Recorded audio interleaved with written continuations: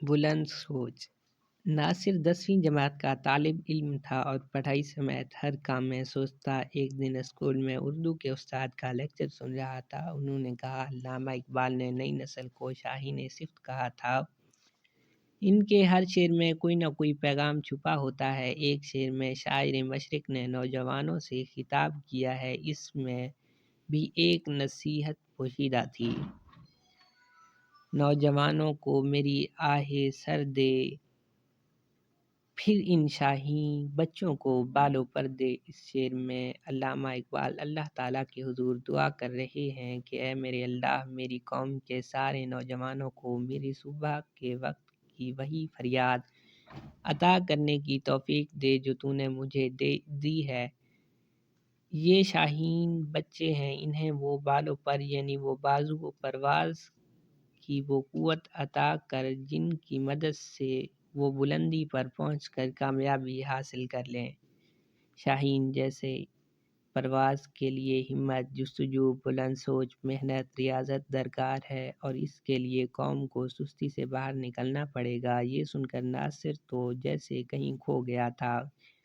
نوجوانوں کے لیے علامہ اقبال کی سوچ اور فکر کے بارے میں سوچتا رہا۔ گھر آ کر وہ خلاف معمول خاموش رہا۔ دوپہر کا کھانا کھانے کے بعد وہ سو گیا۔ خواب میں اس کی ملاقات علامہ اقبال سے ہوئی۔ انہوں نے تھپکی دیتے ہوئے ناصر سے کہا، بیٹا میں تم سب کا اقبال ہوں۔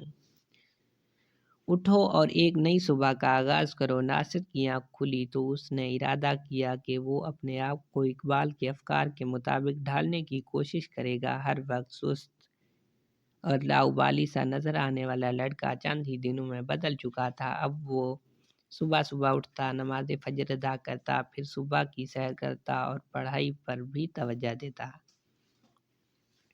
اس کے اندر آنے والی اس تبدیلی پر لوگ حیران ہونے کے ساتھ خوش بھی تھے۔ امی ابو نے اس سے اس خوشگوار تبدیلی کا پوچھ ہی لیا، جس پر اس نے اقبال کے اشعار اور خواب میں آنے والے حضرت علامہ اقبال کے بارے میں بتایا۔ شاباش بیٹے شاباش، ناصر کے ابو نے خوش ہو کر کہا۔ پھر سب نے دیکھا کہ میٹرک کے امتحان قریب آتے ہی ناصر نے بھرپور محنت کی۔ اس کے تمام پرچے بہت اچھے ہوئے۔ 3 ماہ بعد جب اس کا نتیجہ نکلا تو اس نے بہت اچھے نمبر حاصل کیے تھے۔ وہ اپنے اسکول میں دوم آیا تھا۔ اس کے والدین، اساتذہ اور بہن بھائی بہت خوش تھے۔ اس خوشی میں شام کو گھر پر ایک تقریب کا اہتمام کیا گیا تو اس کا چہرہ خوشی سے کھل اٹھا۔